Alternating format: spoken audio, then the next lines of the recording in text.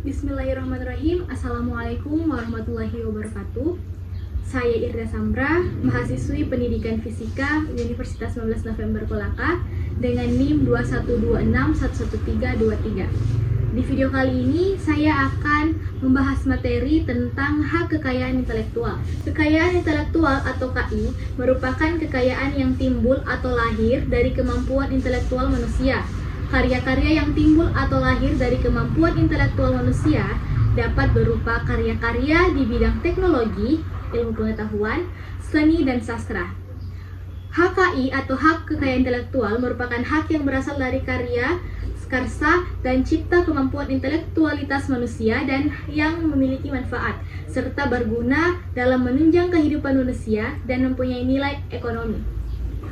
Adapun fungsi dan tujuan HKI, yaitu yang pertama, sebagai perlindungan hukum terhadap pencipta yang dipunyai perorangan ataupun kelompok atas jerih payahnya dalam pembuatan hasil cipta karya dengan nilai ekonomis yang terkandung di dalamnya.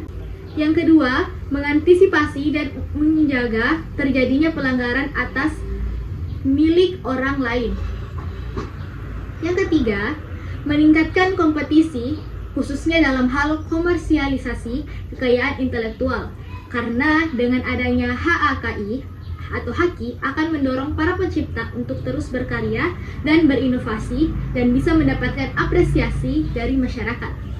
Selanjutnya adalah dapat dijadikan bahan pertimbangan untuk menentukan strategi penelitian industri yang ada di Indonesia.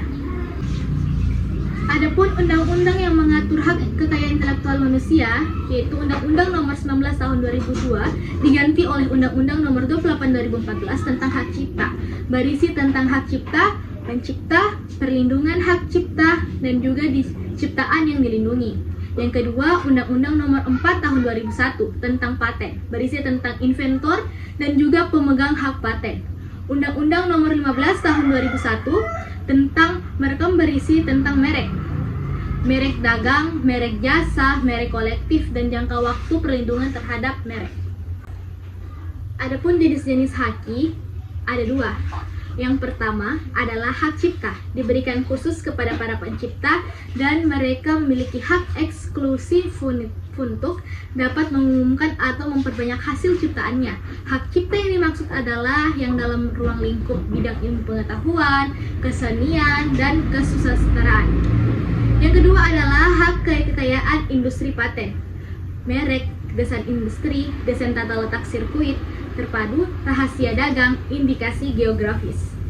Selanjutnya adalah simbol-simbol terkait hak kekayaan intelektual. Yang pertama adalah logo TM atau trademark. Seperti ini contohnya, artinya produk atau merek tersebut sedang dalam proses perpanjangan masa haki ataupun proses pengajuan kepemilikan. Yang kedua adalah logo SM, service mark, seperti ini. Simbol ini merupakan simbol dari kepemilikan haki yang digunakan untuk menandai suara-suara tertentu. Yang ketiga, logo R, registered mark. Jika suatu produk atau merek memiliki tanda ini, maka artinya mereka sudah terdaftar hakinya. Yang keempat, logo C atau copyright. Simbol terakhir ini menunjukkan kepemilikan hak cipta atau biasa disebut copyright. Adapun istilah dalam hak cipta, yang pertama adalah pencipta, yang kedua ciptaan, yang ketiga pemegang hak cipta, pengumuman, perbanyakan, dan lisensi. Adapun hal-hal yang ditanggung apabila melanggar hak cipta menurut pasal 72 Undang-Undang, hak cipta bagi mereka yang dengan sengaja atau tanpa hak melanggar hak cipta orang lain dapat dikenakan pidana penjara paling singkat 1 bulan atau denda paling sedikit 1 juta rupiah atau pidana penjara paling lama 7 tahun dengan denda paling banyak 5 miliar rupiah. Sedangkan istilah dalam hak paten, yang pertama adalah paten, yang kedua invensi, ketiga investor, keempat pemegang paten, kelima paten sederhana. Ancaman hukuman bagi pelanggaran atas paten menurut pasal 130 Undang-Undang Paten adalah pidana penjara paling lama 4 tahun atau denda paling banyak 500 juta rupiah. Sedangkan untuk paten sederhana, ancaman hukumannya adalah pidana dengan masa penjara paling lama 2 tahun atau denda paling banyak 250 juta rupiah. Lantas seperti apakah kasus-kasus HKI di Sulawesi?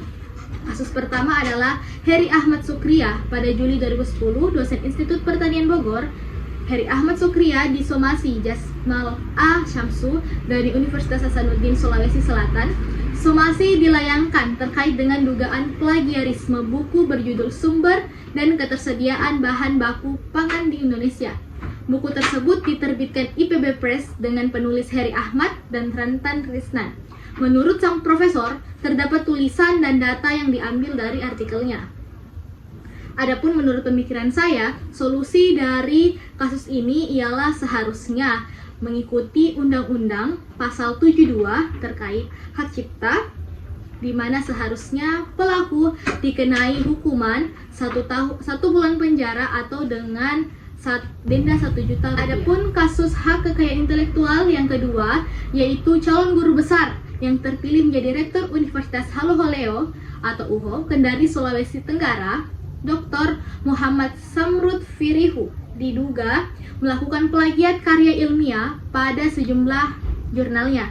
Salah satu jurnal yang diduga plagiat calon guru besar UHO ini telah diterbitkan ARPN of Journal Engineering and Applied Science Vol 11 nomor 19 Oktober 2016 halaman 11.000 sekian tahun 2016. Para guru besar UHO telah bersepakat hal ini tidak bisa dibiarkan. Kasus plagiat diduga dilakukan calon guru besar yang telah terpilih sebagai Rektor Universitas Haloholeo, Dr. Muhammad Samrud Firihu, harus segera diselesaikan. Menurutnya, aturan harus dijalankan seadil-adilnya kepada siapapun. Adapun kasus-kasus HKI yang ketiga adalah salah seorang dosen di Institut Agama Islam Negeri atau IAIN Palu, Dr. Abdul Ghafur Marzuki MPD, dilaporkan ke Kepolisian Daerah atau Polda Sulawesi Tengah karena dugaan perbuatan plagiat atau penciplakan karya ilmiah berupa tesis milik Afifa SPD MPD. Sebagai pihak yang merasa dirugikan, Afifa didampingi kuasa hukumnya Rashidi Bakri melaporkan kasus itu ke Polda Sulawesi Tengah pada Senin 25 Maret 2019 kemarin. Dalam laporannya, Afifa menyertakan 12 dokumen sebagai alat bukti dari kasus plagiat tersebut. Adapun solusi dari saya, sama halnya dengan kasus pertama, bahwasanya harus diikuti pada Undang-Undang Nomor 72, di mana sang pelaku harus dikenai denda dan juga mungkin saja sang pelaku harus dihukum penjara selama 1 bulan. Dan kasus HKI yang keempat adalah tentang kasus monyet selfie. Ini bukan settingan, tapi ini betul terjadi di tahun 2011. Lokasinya di Sulawesi. Secara tidak sengaja, monyet yang bernama Naruto ini menekan tombol shutter pada kamera sambil menatap lensa. Kamera itu milik seorang fotografer alam asal Inggris, yaitu David Slater. Hak cipta foto ini sempat menjadi perdebatan apakah milik si monyet bernama Naruto ini atau milik David. Tapi akhirnya diputuskan David yang memiliki hak cipta monyet selfie ini. Tapi David wajib mendonasikan 25% hasil pendapatan dari hak cipta foto ini untuk penyelamatan habitat jenis monyet ini di Indonesia. Bahkan oleh salah satu lembaga yang peduli dengan hewan bernama PETA menobatkan monyet ini menjadi Person of the Year.